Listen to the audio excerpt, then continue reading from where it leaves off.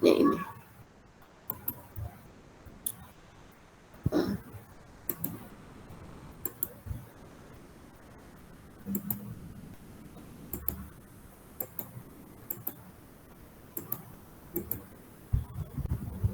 Emailnya kebanyakan jadi nggak bisa tarik.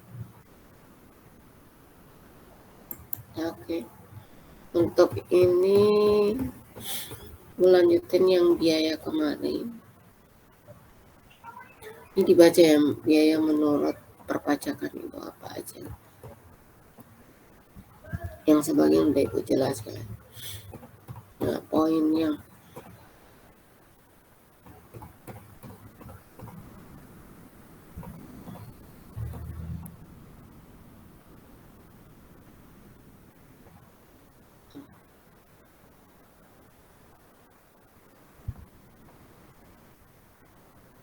oke.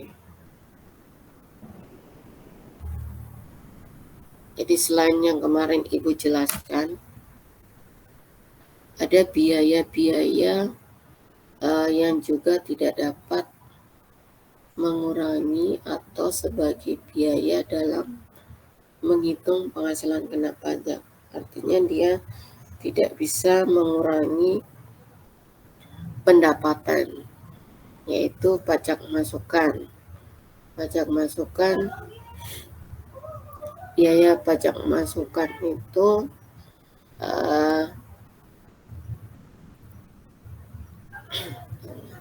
tidak dapat mengurangi pendapatan kita atau tidak, apalagi PPN atau pajak masukan yang tidak dapat dikreditkan. Maksudnya di sini, kalau pembelian barang kita, kan kita melakukan pembelian barang ya, transaksi pembelian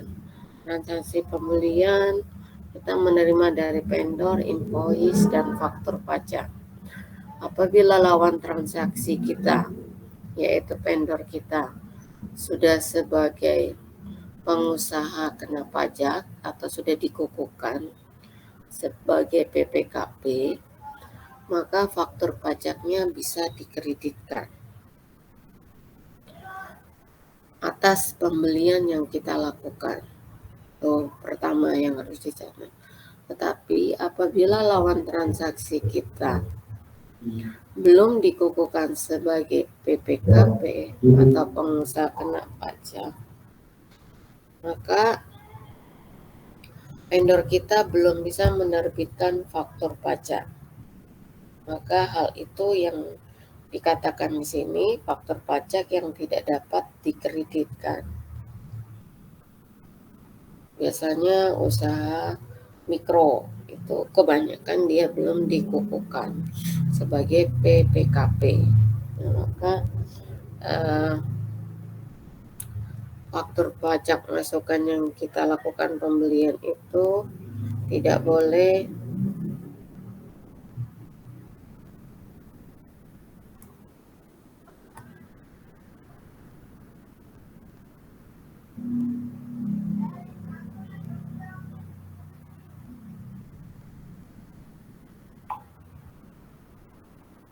dilakukan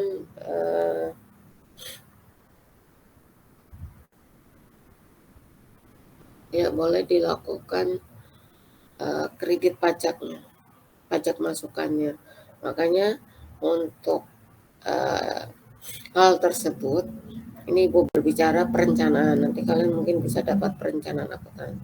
Untuk hal tersebut, yang harus dilakukan bagian teks adalah menginformasikan kepada bagian forecasting di perusahaan pada saat melakukan pembelian barang, diusahakan kepada vendor atau lawan transaksi kita yang sudah dikukuhkan sebagai pengusaha kena pajak. Yang maksudnya di sini biar nanti faktur pajaknya terbit, kita bisa kreditkan. Keuntungannya adalah mengurangi pajak keluaran kita. Nah, itu yang dimaksud. Maka biaya tersebut tidak bisa mengurangi pendapatan. Tapi untuk pembelian barangnya dimasukkan sebagai APP ya. Apabila pembelian barang tersebut untuk kegiatan usaha atau untuk menunjang penjualan perusahaan tersebut. Itu masuk sebagai HPP pembelian. Itu 1 dan 2 sama. Suara ibu dengar nggak?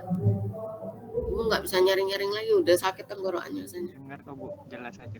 Jelas ya, misalnya di masjid agak nyaring banget. Iya Bu, jelas aja. Jelas ya.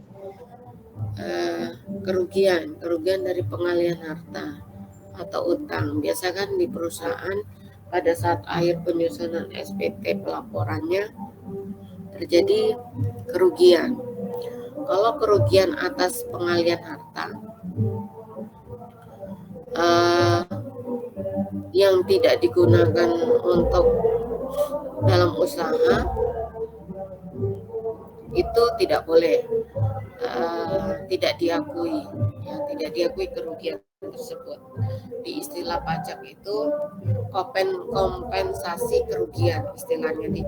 Ada nanti, kalau nanti kan insya Allah semoga kita cukup waktunya ya, sampai nanti kita menyusun SPT tahunan.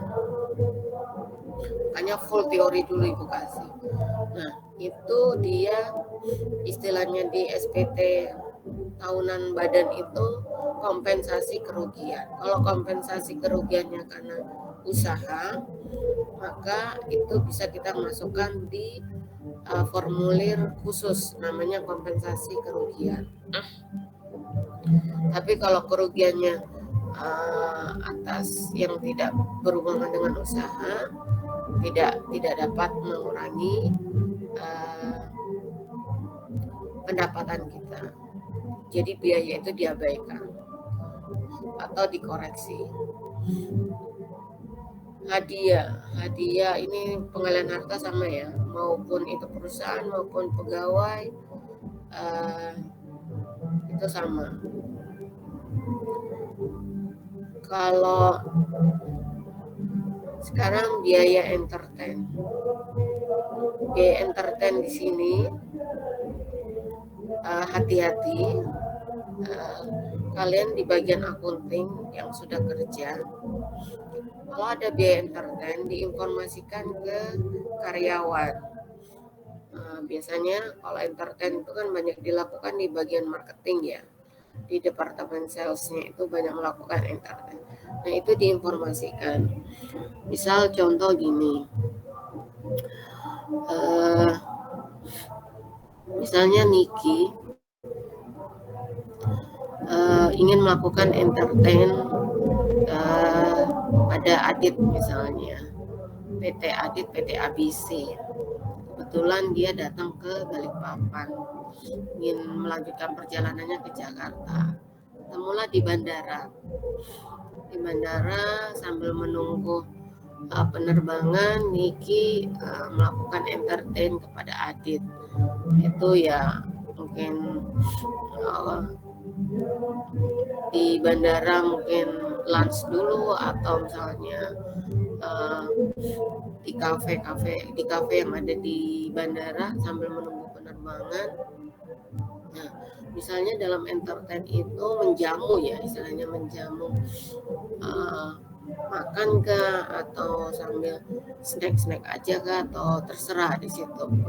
Intinya bentuknya entertain. Nah, misal entertainnya habisnya 500.000 misalnya, bandara mahal kan, 500.000, atau Niki memberikan souvenir gitu 500.000 pada Andin. Nah, selama entertain itu terhadap PT ABC itu dibuatkan daftar nominatif. Ini nanti daftar nominatif Ibu diingatkan ya, nanti Ibu siapkan daftar nominatifnya. Ada daftar nominatif, terus jadi di daftar nominatif itu gambarannya seperti ini. Nomor jelas ya, ada berapa dilakukan entertain. Terus alamatnya situ, alamat di mana dilakukannya entertain tersebut. Contoh misalnya di bandaranya itu kafe apa, misal Blue Sky di situ. dokternya membelikan kepiting, misalnya kepiting telur. Nah, ditulis Cafe Blue Sky Bandara, alamatnya berarti Bandara Sepinggan gitu, ditulis alamatnya Jalan Jenderal Sudirman ya, itu masih. Nah itu udah. Terus jumlah entertain berapa? 500.000. Terus kepada siapa entertainnya? Berarti kepada misalnya PT ABC, Adit bekerja di PT ABC. Jabatan namanya ditulis Adit. Terus jabatannya posisinya apa? Misal manajer finance misalnya. Terus perusahaannya apa, nama perusahaannya, terus jenis perusahaannya apa? Misalnya kontraktor mining atau mining misalnya gitu. Nah, itu harus ditulis jelas. Nanti ditulis non deductible, deductible sama kayak gitu.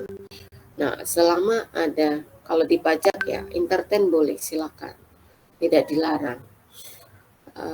Selama dibuatkan daftar nominatif sesuai peraturan. Di sini pemerintah nomor 94 itu dibuatkan jamuan kepada tamu atau customer untuk menunjang kegiatan usaha sama hubungan ke customer baik gitu, diakui biayanya. Jadi 500.000 ini tidak akan dikoreksi. Jadi masuk semua ke laba fiskal atau biaya fiskalnya masuk. Seperti itu. Paham ya sampai sini? Paham? Iya, Bu. Ibu udah agak pelan-pelan nih. Orangnya juga sakit. Nah, itu yang dimaksud biaya entertain. Jadi jamuan kepada lawan transaksi kita. Kalau tidak dibuat bagaimana, Bu? Ya berarti dikoreksi. Misal selama setahun biaya entertainnya ada 1M. Ada buktinya, ada daftar nominatifnya, tapi di daftar nominatif jadi bagian teks itu nanti meminta lagi biaya-biaya yang dikeluarkan kepada finance. Dan dia yang memilah ini masuk biaya entertain. Kan biasa kalau di perusahaan itu ada buat semacam payment voucher ya. Payment voucher di situ ada listnya entertain. Nah, maka bagian pajak akan melihat di payment voucher tersebut ada entertain. Dia lihat ada buktinya semua, terus ada daftarnya, ada daftar nominatif. Kalau tidak ada, bagian bagian tax harus membuatkan. Kadang biasa di bagian sales itu kan mereka nggak mau tahu, udah kasih bukti pengeluaran udah selesai, dia nggak mau tahu. Atau kadang bagian finance lupa menginformasikan apabila entertain dibuatlah daftar nominatif dan diberikan form daftar nominatifnya seperti apa. Nah, itu harus diisi. Kalau tidak ada, kita minta ke bagian sales yang bersangkutan atau orang yang melakukan entertain tersebut di perusahaan. Nah, itu yang kita list. Di daftar nominatif kita buat satu-satu. Jadi dari tanggal, misalnya tahun 2022 nih, kayak Ibu ini udah prepare nih buat daftar nominatif.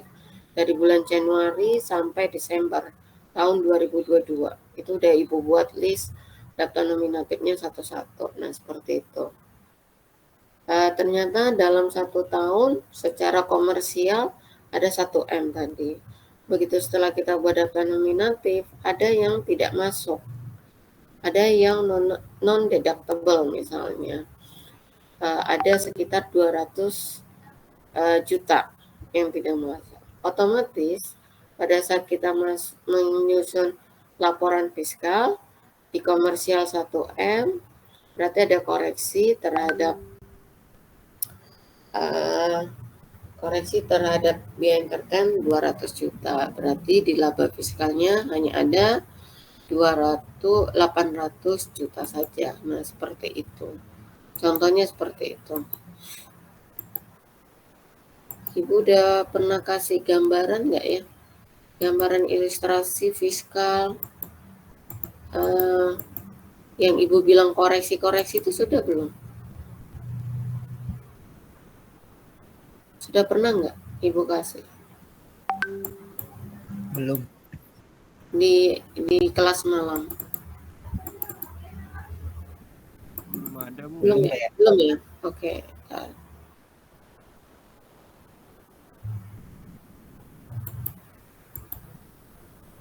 Oh, kelas pagi ya. Ntar Ibu stop dulu share-nya.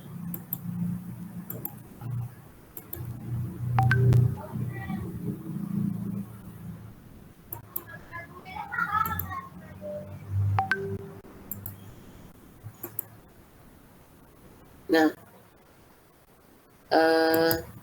yang Ibu maksud tadi seperti ini. Jadi nanti kita menyusun, ini belum ya, Ibu jelaskan ya. Kenapa belum? Di kelas malam. Jadi Belum. ilustrasinya, bayangannya itu seperti ini. Nanti kita menyusun laba fiskal. Ini laba fiskal. Laba akuntansi atau komersial tetap ditulis. Ini. Jadi kita tulis dulu semua pendapatan, HPP berapa, terus ini misalnya tadi ada biaya-biaya gitu kan. Biaya misalnya sini tadi biaya entertain misalnya. Ini misalnya seperti itu. Ini biaya entertain. Nah, biayanya tadi misal 1M. Lama setahun ya, 1M. Secara komersial ini. Nah, begitu tadi kita buat daftar nominatifnya, ternyata ada yang non-deductible. Misal, kalau di entertain itu ada pembelian rokok, itu tidak diakui ya, pembelian rokok. Kebijakan perusahaan juga ada bilang kalau entertain tidak boleh beli rokok. Nah, itu kita harus koreksi.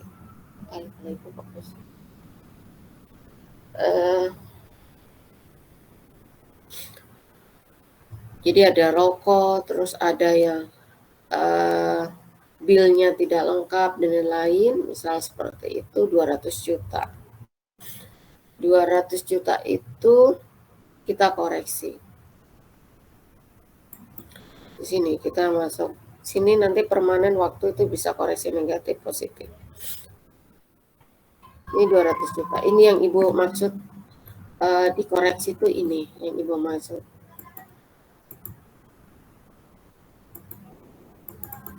Nah, ini yang Ibu maksud itu seperti ini. Dikoreksi. Berarti yang hanya di laba fiskalnya nanti hanya muncul ini saja. Yang diakui, yang nah kata-kata Ibu yang bilang Ibu diakui itu ini 800 juta laba fiskal. Jadi laba akuntansi atau komersial, terus kita masuk ke laporan fiskal, laporan keuangan fiskal itu pasti nanti laporan laba ruginya beda nilainya. Laba perusahaan, laba fiskal juga nanti beda dengan laba usaha secara komersial. Karena ada bagian-bagian dikoreksi. Nah, ini nanti kita menghitung seperti ini. Untuk di UAS itu seperti ini. Dan ujian kalian juga nanti kayak gini. Jadi yang ikut privat pajak, di anak pagi ada ikut itu privat pajak. Nah, salah satunya mereka nanti mengerjakan ini. Di privat pajak itu ini sebenarnya udah masuk ke privat pajak C. Nah, dia menghitung ini. Coba kalau privat pajak, kalau kalian lebih detail kemarin dari perpajakan, perhitungan PP21 dan itu sama sebenarnya, cuma mereka langsung studi kasus. Nah, nanti kita menghitung kayak ini ilustrasinya.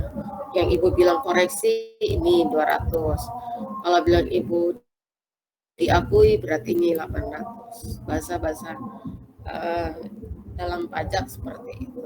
Nah, ini untuk entertain ilustrasinya ini. Ada pertanyaan nggak di sini? Silakan kalau ada pertanyaan.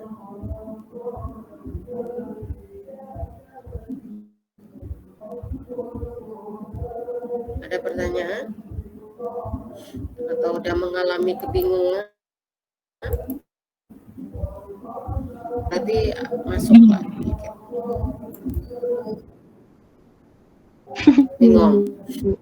Dijelaskan di materi tadi ya, materi tarif stop dulu yang ini. Materi yang ini. Nah, Ibu menjelaskan biaya entertain. Ini nomor 5, poin nomor 5. Ibu menjelaskan biaya entertain di sini. Yang dimaksud biaya entertain itu seperti apa? Nah, ini yang Ibu jelaskan. Nah, dalam perhitungannya nanti penyusunan laporan keuangan fiskal ya kayak tadi. Harus ada dulu referensi laporan keuangan akuntansinya. Baru kita cek data nominatifnya. Jadi data nominatifnya apabila ada yang data-data tidak lengkap, ya sudah kita tetap buatkan data nominatifnya, tapi di situ nanti masuk di non deductible istilahnya. Berarti itulah yang dikoreksi, yang nilainya tadi Ibu kasih contoh 200 juta. Itu yang dimaksud.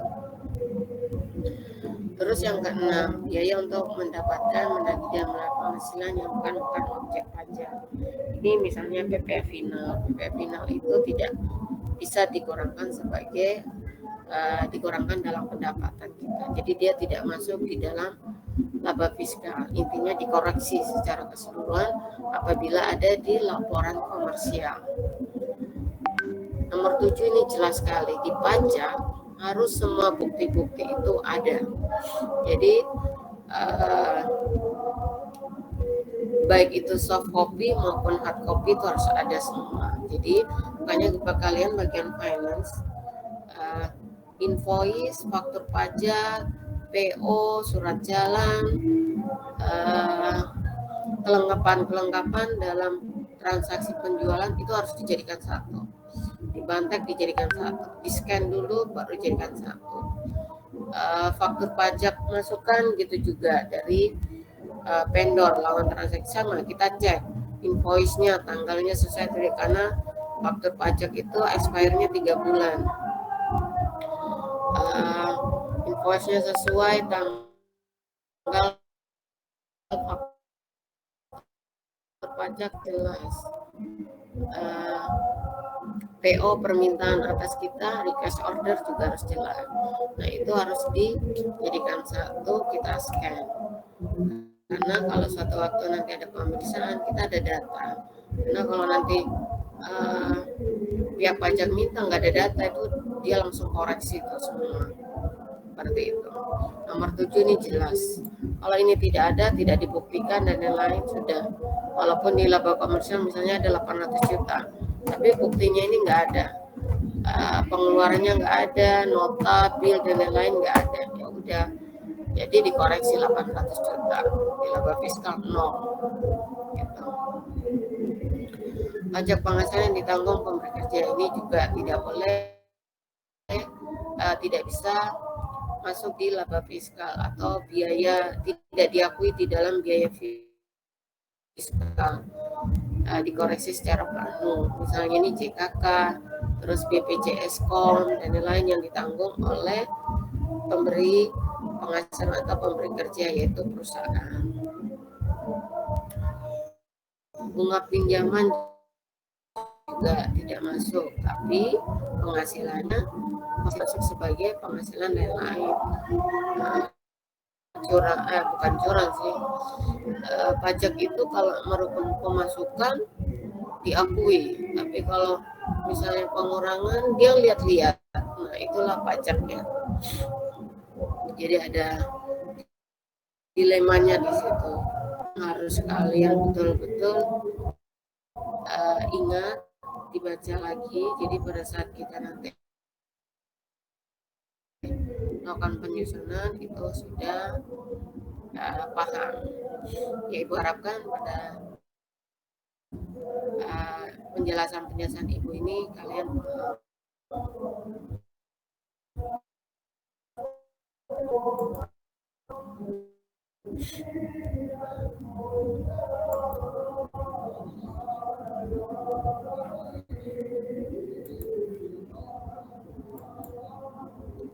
Tidak ada, Ibu lanjut. Bu nanti nggak bisa full ya sampai jam 6 ya.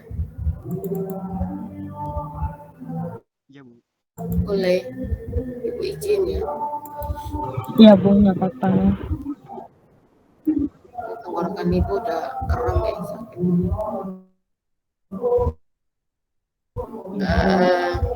Materi selanjutnya itu adalah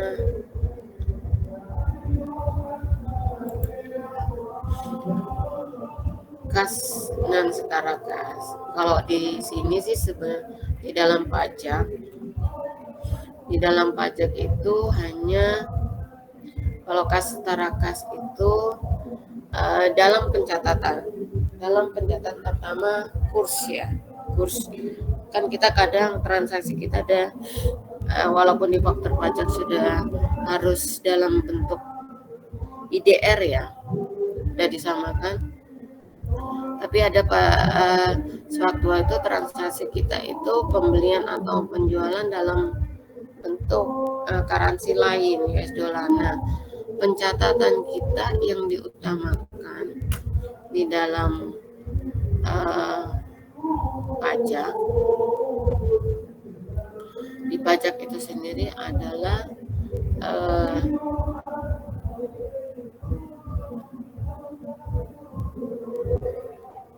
kursnya itu harus stabil, maksudnya harus sudah ditetapkan pada saat kita ingin melakukan pencatatan.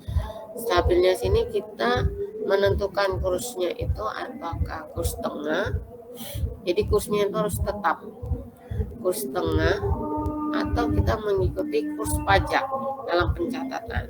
Nah, biasa kalau di perusahaan itu kebanyakan dia pakai kurs tengah. Kalau kurs tengah sudah itu terus menerus, tidak boleh diganti lagi.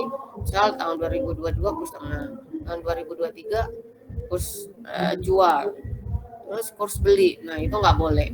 Jadi dari tahun ke tahun harus sama kurs tengah yang dipakai.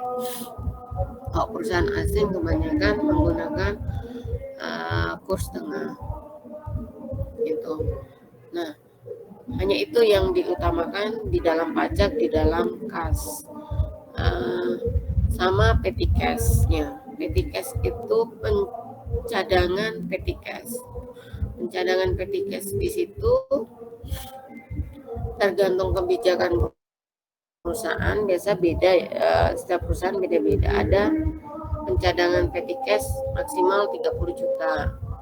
Dengan menggunakan pengeluaran untuk petty cash misalnya maksimal 5 juta. Jadi 5 juta ke bawah pakai petty cash. Nah, pencadangannya kas tersebut kalau di pajak dia hanya tahu kas saja, kas dan kas bank, sudah itu saja. Yang dilihat adalah saldo akhir. Sedangkan kalau di akuntansi kan dibedakan petty cash, kas bank itu dibedain. Nah, kalau di pajak dia hanya tahu kas dan kas bank sama macam-macam currency kita yang sudah di dalam penyusunnya IDR ya. Nah, rekonsiliasi bank. Rekonsiliasi bank ini biasanya perbedaan yang sering terjadi selisih adanya perbedaan waktu. Kalian kalau di finance pasti paham sudah untuk rekonsiliasi bank. Perbedaan waktunya misalnya pada saat kita ingin melakukan transfer ya. Misal hari ini dilakukan transfer, itu sudah dari pencatatan secara sistem manual kita sudah melakukan pencatatan per tanggal 20 misalnya transfer pembayaran ke PT ABC misalnya, tetapi ke banknya itu baru besoknya. Nah, itu yang dimaksud ada terjadi perbedaan waktu pengakuan. Nah, maka diperlukanlah penyusunan rekonsiliasi bank. Sama dengan mengeluarkan cek. Kita cek tulisnya, cek untuk pengeluaran misalnya tanggal 20 misalnya. Tapi kita penarikan ceknya nanti di tanggal 24. Nah, itu terjadi pengakuan yang berbeda, yaitu waktunya.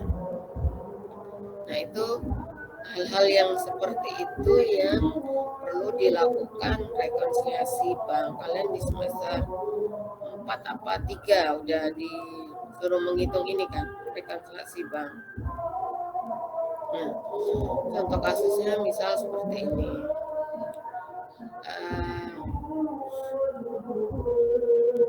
Saldo ya 1.550.000.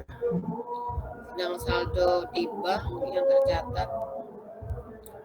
di PT Bima mencatatnya hanya 101.035.000, sedangkan di bank 1.550.000. Terus ada transaksi sebagai berikut. Sampai nanti kalian baca sendiri ya. Aku tadi mau kirim nggak bisa. Nah, saldo dulu kita buat rekonsiliasi bank. Setiap akhir bulan kita selalu melakukan closing, dan salah satunya ada melakukan posting nanti, yaitu merekonsiliasi semua pencatatan kita. Jurnal ya, yang dimaksud jurnal. Nah, saldo menurut bank ini 1.550.000. Setoran dalam perjalanan, kas di tangan, koreksi kesalahan bank. Itu dari keterangan di atasnya. Maka ketemu 4 juta dikurangi dengan cek yang masih beredar, dan maka akan ketemu 1.435.000. Ini saldonya yang benar menurut saldo menurut bank. Nah, menurut perusahaan saldo akhirnya itu 910. Terus ada kiriman uang, wesel tagih, pendapatan giro. Totalnya 2.400.000 dikurangi dengan cek kosong dan lain. Maka ada jumlah 975. Maka ketemu 143.500. Nah, kalau kalian lihat sini ada untuk saldonya sudah benar, sama, sudah balance sudah. Tapi ada pencatatan yang di sini antara bank sama perusahaan itu beda pencatatannya. Nah, jadi ini yang harus kita buat dulu terlebih dahulu. Nah, kalau di pajak rekonsiliasi bank tidak diminta selama tidak ada pemeriksaan. Jadi paling tidak finance juga harus membuat data tersebut. Biasa kalau di perusahaan-perusahaan tidak dibuat seperti ini ya bentuknya, tapi ditulis bank report, sudah itu aja yang dibuat. Kalau di perusahaan-perusahaan tidak membuatnya seperti ini, jadi ditulis bank report. Itu setiap hari harus, paling tidak seminggu sekali harus dilakukan pencatatan. Nah, itu yang harus dibuat oleh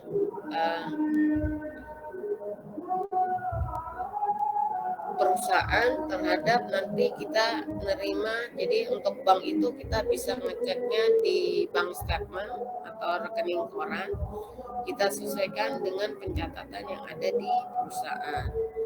Selisihnya harus balance yang tadi 1 juta. Nah, ini jurnal penyusunannya seperti ini dibuatnya. Jadi beban admin pada kas berapa, terus beban cetak, piutang dagang. Nah, ini ditulis seperti ini, masuk debit atau kredit. Karena perbedaan di bank itu Kalau piutang ada pemasukan itu di pemasukan bank itu dia masuk sebagai kredit. Tapi kalau ada pengeluaran itu sebagai debit. Jadi itu yang membedakan. Sedangkan kita kalau ada pengeluaran kredit dan kalau ada pemasukan debit. Nah, itu pencatatan itu yang di dalam bank juga ada perbedaan. Gitu ya. Nah, kalau kas lunak pajak yang tadi udah Ibu jelaskan, intinya adalah kursnya harus sama. Harus nilai tukar yang biasa digunakan adalah nilai tetap. Jadi tidak boleh berubah nilainya, kursnya. Hanya itu yang ditekankan di dalam pajak. Kalau ini nanti kalian lihat pajak penghasilan PP21 ini tarif-tarif aja. Giro berapa tarifnya, terus penarikan giro sama dengan kayak dividen masuk berapa. Mungkin ini aja yang bisa Ibu sampaikan.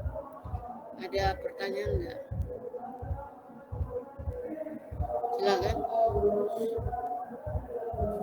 Kalau saya nggak ada. Semoga jelas ya. Misalnya ramai juga nih tempat Ibu. Jadi Ibu nggak bisa full ya untuk kuliah hari ini. Mohon maaf.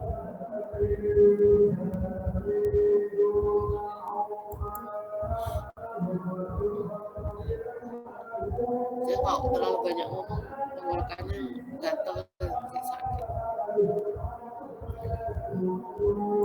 Silakan, ada yang mau bertanya pada saat ujian? Udah ya, kalau ujian kayaknya udah cukup jelas ya. Ada yang mau ditanya enggak?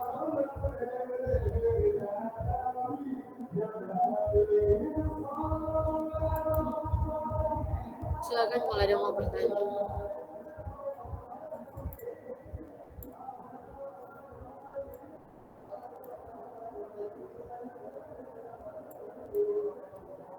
Kalau tidak ada, silakan kalian.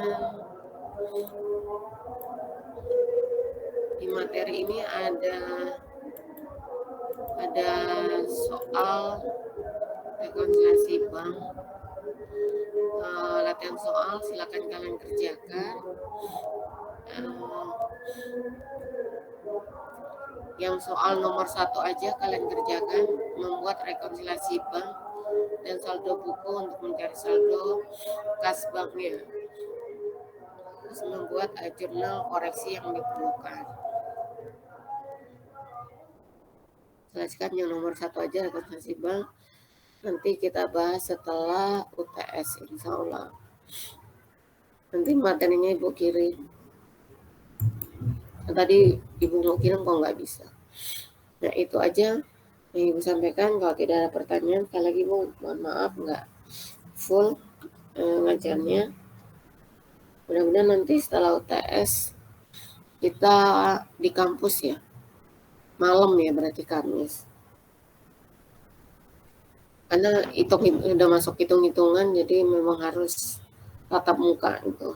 Nggak bisa online, takutnya agak ini nanti kalau penjelasannya.